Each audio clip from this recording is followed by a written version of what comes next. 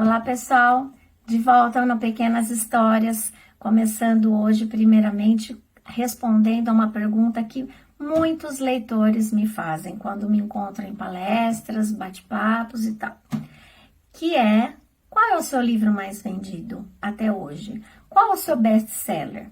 Eu tenho um livro best-seller, digamos assim, que foi escrito em 2009, quer dizer, publicado em 2009, mas foi escrito, a pesquisa começou lá atrás, em 2006, 2007, que é sobre bullying, é o Perseguição. Muita gente conhece, logo que ele foi publicado, a tiragem dele já foi, assim, de um número bem maior do que era comum na época, e é hoje no Brasil, e de lá para cá, muitos alunos têm lido. Ele chegou em 2009 a ser o livro juvenil mais vendido da editora, o que tinha mais sucesso. Foi na Bienal, com cartaz imenso dele, que muito me orgulhou por ter escrito.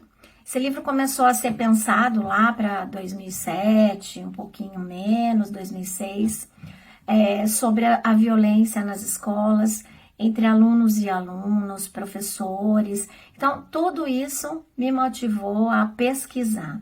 Quando eu estava pesquisando, a conclusão que eu cheguei, assim, na hora que eu fui pensar o personagem, eu descobri que as agressões entre meninas para com meninas e meninos para com meninos era um pouco diferente, né? A maneira como se tratava toda essa situação de violência, de agressão. Então eu comecei a pesquisar, e eu descobri que eu queria falar das duas coisas, dos dois personagens. Era muita informação que eu precisava imaginar e colocar nas ações dos personagens, nas características, como eles iam ser. Eu gosto muito do modo como foi feito.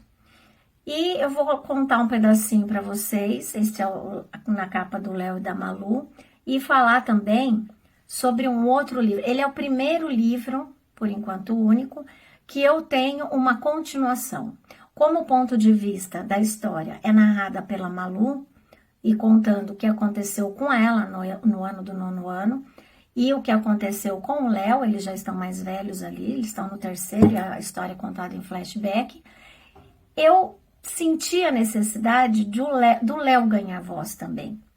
Então, durante 2 anos, eu fiquei muito pensando nisso. O Léo me pedindo: conta a minha história, deixa eu falar o que aconteceu comigo depois. Porque uma coisa é você sofrer o bullying e as consequências, assim, imediatas. Mas o que será que acontece alguns anos depois, quando ele se torna mais um jovem adulto, ou na maturidade mesmo? Será que todas as consequências de criança, de adolescência, será que ficam sem nenhuma importância na vida dele? Também vi que durante a minha pesquisa que não é bem assim. Vou ler um pedacinho, tá? Do Perseguição agora. Que começa o primeiro episódio aqui, como todo santo dia. A aula deveria começar em instantes. Tínhamos ouvido o sinal havia poucos minutos, mas bem antes disso eu já estava no meu lugar, o livro de português aberto em cima da carteira. Denilson, Caio e Fred faziam questão de marcar presença na entrada da sala. Falavam alto, riam escandalosamente, uma baderna. Impossível passarem despercebidos aos olhos de qualquer um de nós, e acredito que nem fosse mesmo a intenção. Esses eram os meninos que atormentavam Léo. Muita gente sabia, mas a grande maioria ignorava. Dali em diante, porta dentro, o óbvio. Denilson caiu na frente, Fred um pouco mais atrás, os 3 passando pelo estreito corredor onde ficava a carteira do Léo.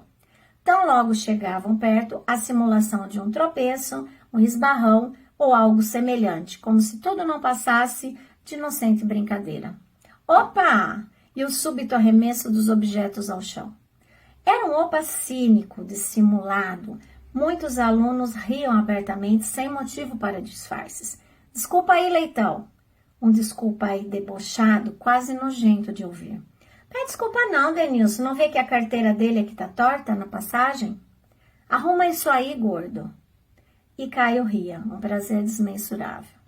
Essa história continua, quem narra é a Malu, falando do que se trata e como que acontecia na escola todo santo dia. Beijo.